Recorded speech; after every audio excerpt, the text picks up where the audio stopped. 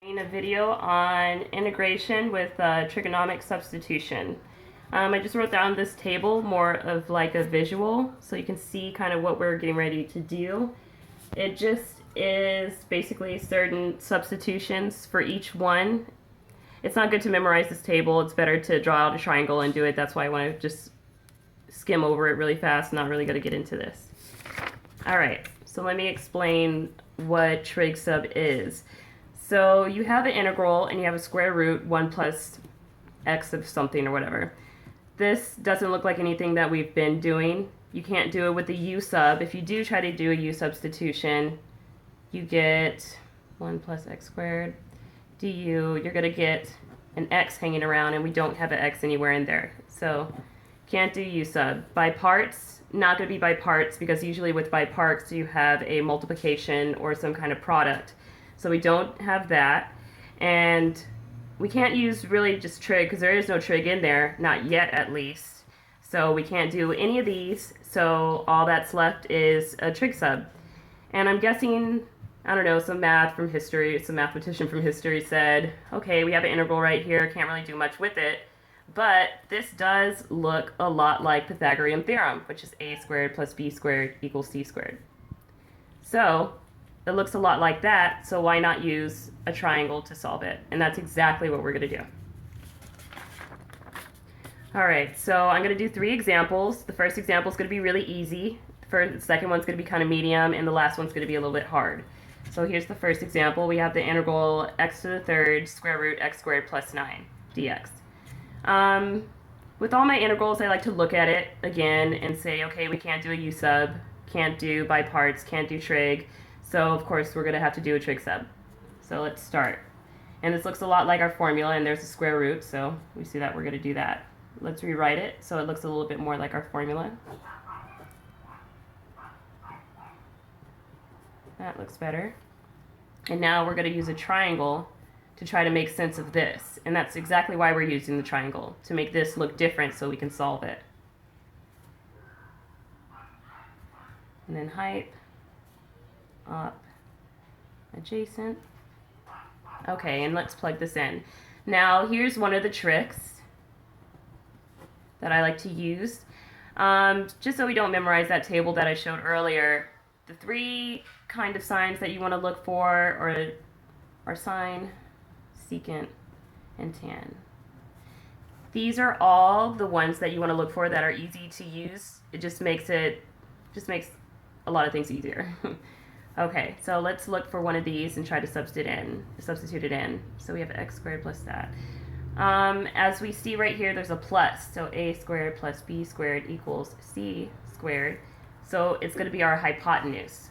So this is going to be our hypotenuse. And then we have the rest to figure out. So let's use tangent, op over adjacent, over 3. And we're going to use 3, not 9, because we simplified it in that form. So now we have tan theta equals x over 3. According to our triangle, tan equals x over 3. Now we're going to solve for our x because we want to get x alone, so we can try to put it back in there. So let's solve for our x. Now we have 3 tan theta equals x. So we got rid of the x. Now we have to find a dx so we can plug this in, which is basically derivative of this. So 3 secant squared theta d theta equals dx. Now we have something in there that we can sub and try to make this a little more sense of that. So let's do that. Let's rewrite our integral. We have 3 tan theta, yes, okay, over, now here's another trick right here. We can sit there and write, because we have our x, 3 tan theta squared plus 9, and then solve from there. But to save time, we can also do, okay, we can also solve for a square root and use our triangle again to get this part. So we see our square root, we put our square root over our constant, which is square root x squared plus 9 over 3. And what does that equal? Hype over adjacent, which is secant. And now we solve for a square root. 3, 3, 3 secant theta. And that equals our square root, so we can just replace that. And then always, like I did it up here, don't forget your d theta, because that can really screw you up. And where is my d theta? Ah, right there. 3 secant squared theta, d theta. Okay, sorry, that's kind of messy. But now we can start. Now this looks like a trig integral versus what we had before. We can deal with this. This is easier to deal with than that. So now let's just start substituting. We can start canceling out because there's no pluses or minuses. And that becomes secant theta. And now we have 3 tan theta times secant theta d theta. What do I want to do with this? Pull out my constant. Tan theta times secant theta d theta. Oh, I'm sorry, I forgot my... It's really easy to mess up on these. Okay, forgot that. It wasn't making sense to me. Okay, now, since we have that cubed, remember with a trig, what we do when we have an odd power is we strip it, and then we use a identity. So 3, that's exactly what we're going to do. Tan theta times tan squared theta secant theta d theta. And here's where we're going to use our identity. So 3 tan theta. What does that equal? Secant theta minus 1 secant d theta. Sorry, it's really messy. All right. Now we can just use a basic u sub. What does that equal? Secant theta tan theta d theta.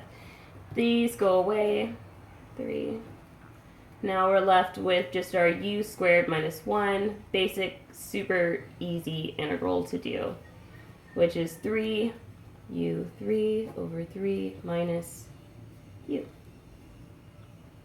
Oh, that 3 goes to both. Let's do that at the end. Sorry. And then plus c, because we don't have a definite integral.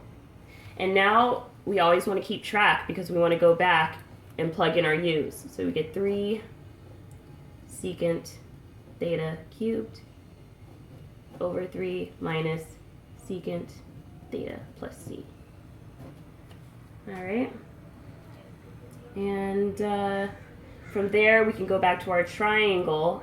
I don't want to use a lot of time, so I'm not going to do all of it. I want to get on to the other examples. But if we simplify this down, we're going to simply get 9 square root x squared plus 9 cubed minus 27 square root x squared plus 9 over 3 over 3. That's going to be our answer after we simplify it. And as you see, we simply went back to the triangle that we used and referred back to secant, which is hypoadjacent. Exactly what we got. Just plugged it in, distributed out the 3. Yeah. Okay. So now let's do example number 2. This one's a little bit trickier because we have x's now in our integral and we have to solve for something. So let's do it. As we notice, can't use u sub. We'll get stuck with the x that we don't want. Can't use by parts. Only thing we can do is a trig sub. This one just looks a little different. We got to make it look like something. As you notice, this is 3 over 2. So let's make it look like something we know. Manipulate it. 1 over 1. Oh, square root, because the square root goes right here. 1 plus x squared to the third dx. Now that looks more like something we can do something with. All right, so let's make our triangle. And we have height, up, adjacent. All right, and again, this is going to be our hypotenuse. And remember our trick: sine, secant, tan. Those are the 3 ones that we want to use. Let's use tangent again. X, 1. Tan theta is going to equal x over 1, or just x. Derivative of that is going to be secant squared theta d theta equals dx. Alright, so let's plug it in. Let's see. Square root of 3 or 1.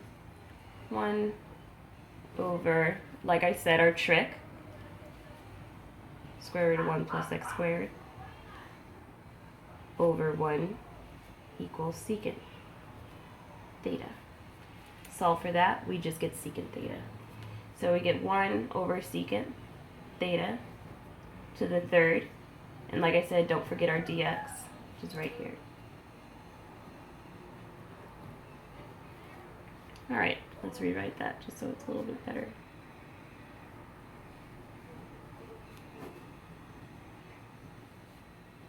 Alright, now those we can cancel out, so we get square root of 3, 1. This problem is pretty easy actually. Cos theta d theta. Oh, I'm sorry, secant. And now that's going to turn into cos. And then the integral of cosine is just sine, so we get sine theta. And we can change our x's because we have it right here. So it's always easier to change your bounds. I like changing my bounds. So let's do that. So tan root 3, I believe is, what is tan root 3? Pi over 3. And then tan at 1 is just pi over 4. And we can solve for that integral. And we simply get sine pi over 3 minus sine pi over 4, which equals square root 3 over 2 minus root 2 over 2. Yes. And at the end, simplify it down. Oops, I'm sorry. Writing too fast. It's supposed to be a 2. And we get that. So that one wasn't that bad. It's just you always have to remember it doesn't always come in this form, but you can make it go in that form by noticing that this is a square root and that you can pull that 3 out and make it to the power 3. So that one, that's the only tricky part about this one, just making it into a square root. Okay. And now this one, we have 1 over x to the 5th square root 9x squared minus 1. So this one, you can't do a u sub, not going to work. Again, trig, there's no trig in it. Can't really do partial fractions. All there's left to do is good old trig sub.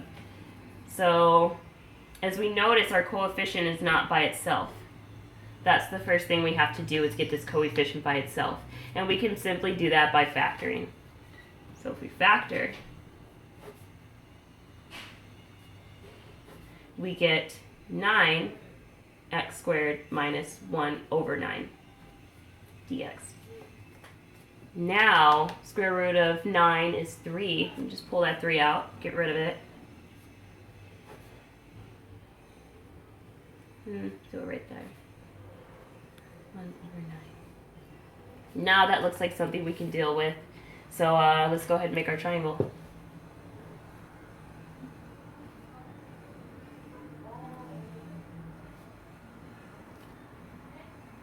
Okay.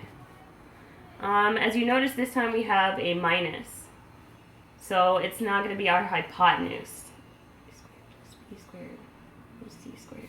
It's not going to be our hypotenuse, but it's going to be one of our legs. Because as you see, it's more like a leg. Now, again, when we pick our legs, we refer back to my trick. Make it be one of these so it works out better. And then also, since we are going to be dealing with a hypotenuse, you always want your hypotenuse to be your first number or variable under the square root, because the hypotenuse is always bigger than the legs. So you always have to make sure, too, that your triangle does make sense when you plug in these numbers. So let's go ahead and make our x our hypotenuse, because we know that has to be there anyway. And we can figure out what leg we want it to be. I don't really want to deal with hype over op. No, I'd rather do secant, because that's one of the ones we want to deal with. So let's do secant. And then this one is just our square root. Okay. Why am I hesitating? There we go. So let's figure this out. Secant theta equals x over 1 over 3. So let's solve for that. Then we get secant theta equals 3x. And divide by that 3. We simply get secant theta equals x when it's over 3. Now let's find the derivative of this. To do the derivative of this, we have to do the quotient rule. So if you remember, little tricky thing, what is it? Low, d high, which is, what is the derivative of that? Secant theta tan theta minus high, d low, which is just 0, over 3 squared. So that just equals 3 secant theta tan theta over 9. That works out nice. And then we can go ahead and cancel that out.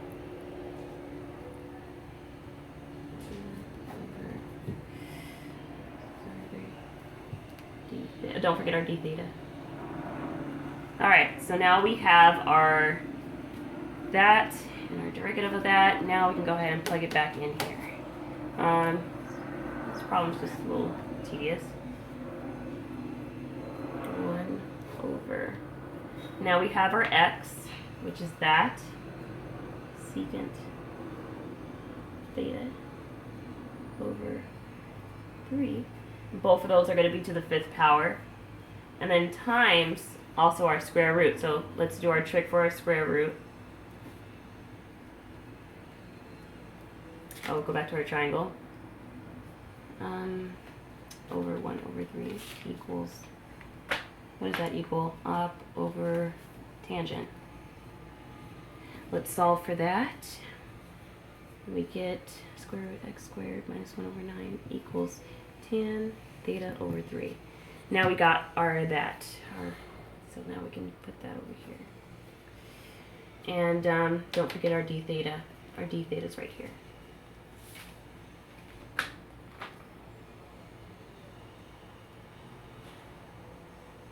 Over 3. Alright, let me write this again. This problem gets a little messy with its coefficients, so we got to be careful. Theta over, let's go ahead and make that to the 5th. 3 to the 5th times tan theta over 3 d theta. Okay. So let's deal with these coefficients first. That one was 3 to the 5th. 243. Okay. I feel like I'm forgetting something. Let me scan through this really fast. Maybe that's the wrong problem. I'm forgetting my 3 right there.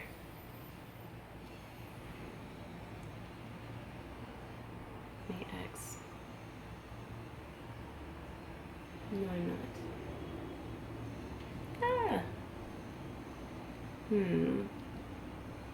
There is supposed to be a 3 right here. I don't know from what.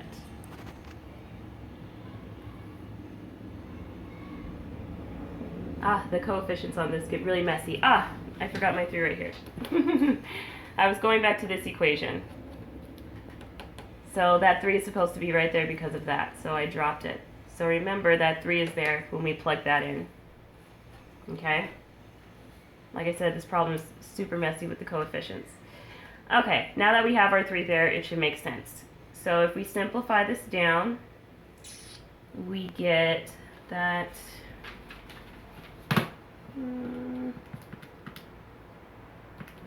81.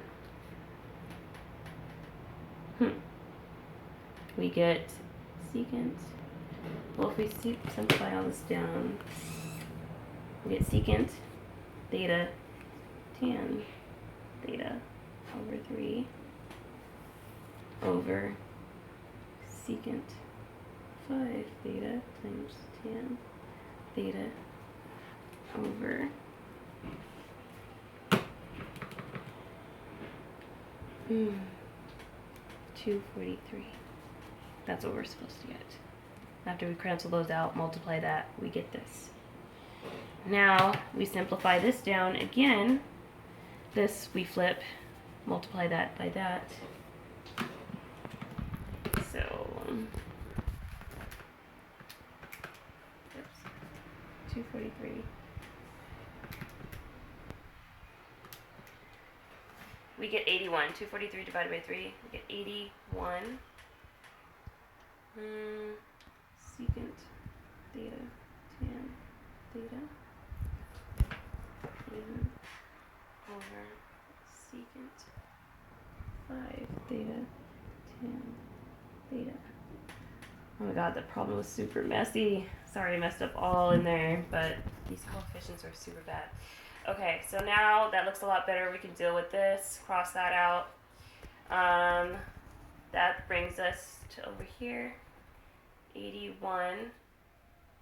And let's do 1 over secant 4 theta d theta, which is just 81 cos 4 theta d theta. That's a lot better to deal with. Now, for this one, can we do it that way? I was thinking probably do it like this. But I don't know, that doesn't really get us anywhere, does it? No, that doesn't. Well, that gets us somewhere because then we can do the double angle formula. Yeah, so let's do 1 plus cos 2 theta over 2. This is all squared d theta. I'm going to just go right there. Now, what we can do is multiply this out, and we get 1 plus cos squared 2 theta over 4 d theta. Alright, and after we get that, let's go ahead and pull that 4 out. Oops.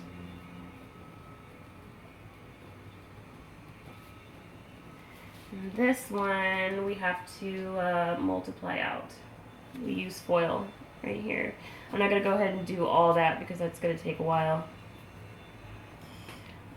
So I have it right here, 2 cos 2 theta plus cos squared 2 theta d theta. Now we just need to get rid of that power again. So we're going to use double angle again, double angle formula. That'd be easier if I did that. Plus double angle formula. And then remember our double angle formula is 2. So we're going to multiply those 2's together because we're doing a double angle formula again. D theta. Okay, that looks a lot better to deal with over 2. Alright, so now let's write out this integral. So now we have integral 1 d theta plus integral 2 cos 2 theta d theta plus 1/2 integral cos 4 theta d theta. Okay, that looks a lot better. So now we're going to get 81 over 4 theta plus, pull out that 2 as a constant, sine 2 theta over 2, those can just cancel out. Let's do that now. Plus 1 over 2 sine 4 theta. Yeah, over 4. 2, 4, 6, 8. This comes 8. And then plus c. Yep. And that's what we get. I'm going to write out a little bit better. Theta plus sine 2 theta plus 1 over 8 sine 4 theta plus c. And I'm just going to leave it like that. We don't have to, I'm not going to go back to the triangle. It's going to get really messy if I try to go back to the triangle. And let's see, could we? We could, and sit there and solve for theta by using this to find theta, and then go back to the triangle and find all that out. But I'm not going to do all that right now. But that should be basic enough how to do it. That one was really tough, the coefficients. Okay, so that's how you do trig substitution and all that. Again, the trick is just remembering your sine, tangent, and secant, putting it on the triangle, getting it down, and doing it that way. It's not that bad, but it can get a little tedious. All right, that's it.